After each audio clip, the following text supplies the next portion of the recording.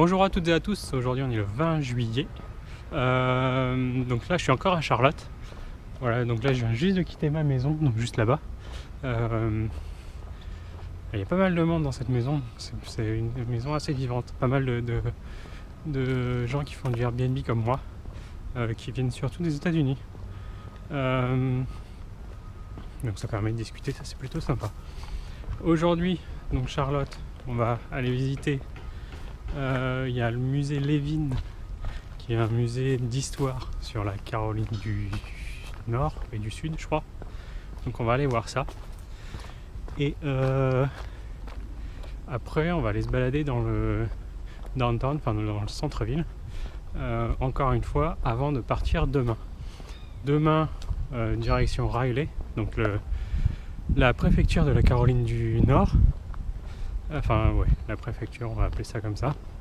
Et je crois que mon bus est à 5h20 du matin. Donc il faut que j'y sois à 5h, donc ça va me faire encore lever très tôt cette fois. Je pense vers 4h, un truc comme ça.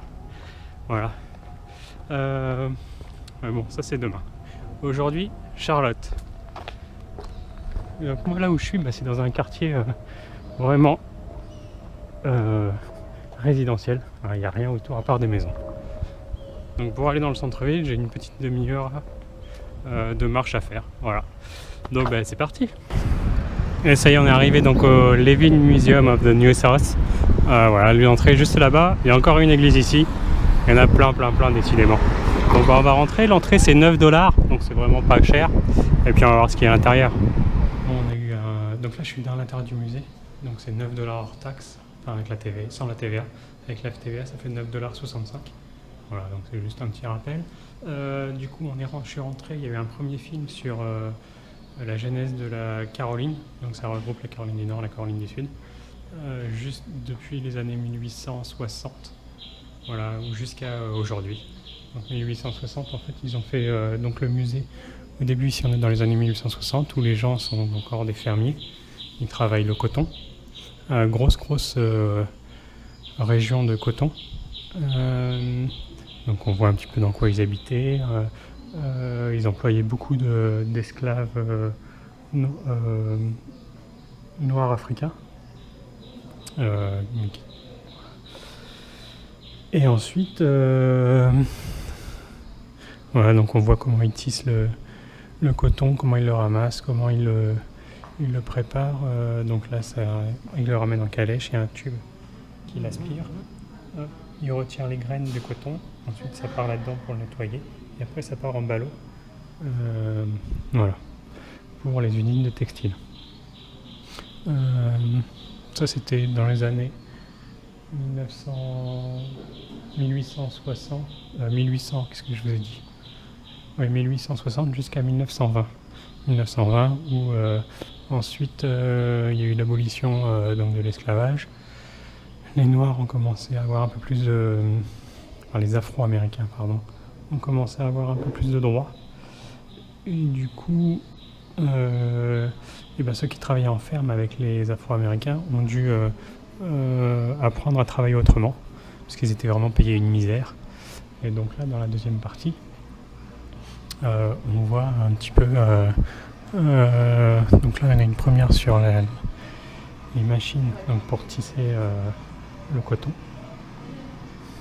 Et ensuite on continue la visite. J'ai pas encore fait la suite. Alors, ensuite là on a une partie sur l'éducation des enfants et on apprend que donc dans les années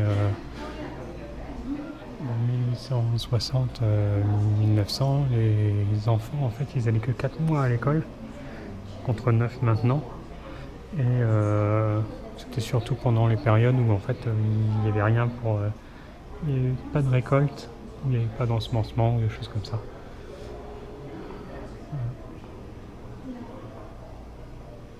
Et on apprend que les femmes du coup étaient femmes au foyer, s'occupaient de la maison, du jardin, de l'éducation des enfants, et que les enfants dès qu'ils avaient l'âge, ils allaient dans les champs. Voilà. Donc pas forcément une éducation intellectuelle. Et donc après il y a eu le développement des villes, donc avec les différentes manufactures, les différentes sociétés de coton, de textile. Et donc là ça va être cette partie-là. coup, cette partie-là, en fait, est beaucoup plus axée sur les villes qui sont en pleine expansion, hein, qui sont en pleine expansion. Voilà, avec l'arrivée donc des usines, du coup, il y a beaucoup de gens qui viennent travailler. Du coup, il y a beaucoup de magasins qui sont créés. L'électricité est arrivée. Voilà, donc là on est dans les années 1920, enfin 1900-1920, il y a la radio qui a été développée, la Ford T d'Henry Ford, donc il y a une usine Ford qui s'est installée ici à Charlotte, et donc qui sortait 100 000 modèles par an. Voilà, après il y a beaucoup de barbershops qui se sont créés, comme celui-ci, voilà, avec des super fauteuils. Tac.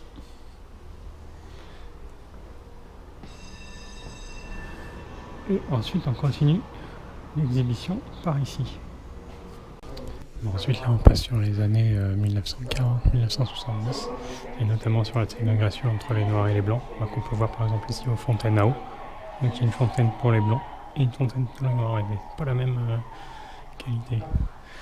Avec le début aussi des drive-in, enfin des comptoirs comme ça. Et du coup la grosse période des droits civiques pour les Noirs américains, les Afro-américains, pour l'obtention de l'égalité, que ce soit l'éducation, le vote, pour qu'ils puissent aussi prendre le bus n'importe quand, etc. Bref, qu'ils soient libres et égaux. Et après, là, on a une dernière partie donc, des années 70 jusqu'à nos jours. Il y a le développement du sport, du NASCAR notamment. Voilà, la construction de gros buildings comme celui-là qui vient de Charlotte.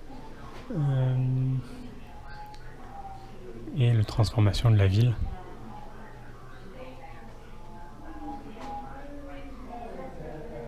Voilà, avec des nouveaux bâtiments, des nouveaux buildings, du fast-food qui est arrivé, toutes les habitudes alimentaires ont évolué.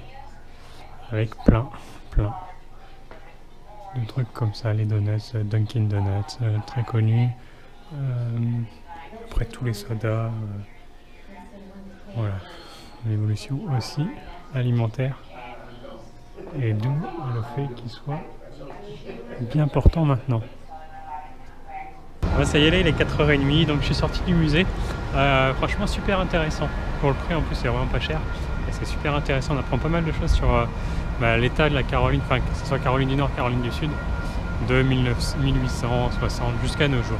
Voilà, avec un petit film au début sur l'évolution, vraiment super sympa. Et du coup, pas très loin d'ici, il y a un marché, le marché de la 7e rue. Voilà, donc on va aller faire un petit tour maintenant dans ce marché. Finalement, c'était un marché comme il y en a souvent ici, c'est pas un marché où ils vendent de la nourriture, c'est plus un lieu où il y a pas mal de restaurants, c'est comme un food court en fait. Voilà. Du coup, je suis sorti, là j'ai été, voilà, je suis en plein centre-ville, au milieu, donc des gros buildings ici, qu'on peut voir, il y en a partout, même de l'autre côté là-bas. Et c'est pareil, là où donc dans mon Airbnb on m'avait dit qu'il fallait que j'essaye une pâtisserie française qui s'appelle Amélie. Alors ici, ils disent pas Amélie, ils disent Amelie. Voilà. Et donc j'y suis allé. Et puis en fait, c'est pas si français que ça, quoi. Enfin, c'est des tartelettes, des choses comme ça. Il y a des éclairs au chocolat qui ressemblent plus à des boudins. Mais ils sont très larges, c'est assez bizarre. Enfin bref, voilà. Donc là, après il y avait aussi un musée de sciences naturelles, de sciences, sur les sciences qui pouvait être intéressant ici à Charlotte, mais qui ferme à 17h. Donc sachant qu'il est 17h15, c'est trop tard. Après il y avait un autre musée d'art aussi qui avait l'air d'intéressant, qui est fermé aussi, parce qu'il est trop tard. Du coup après, une fois qu'on a fait le tour à l'intérieur du centre-ville, ici encore un autre building, et il n'y a plus grand chose d'autre à faire. J'ai fait les parcs, j'ai fait voilà, je pense que j'ai fait le tour. Du coup maintenant je vais rentrer parce que comme je vous l'ai dit tout à l'heure, demain c'est debout 4 heures du matin. Et il faut encore que je fasse mon sac, j'ai pas mal de choses à faire encore. Donc je vais faire ça. Je pense que ouais, du coup je vais rentrer.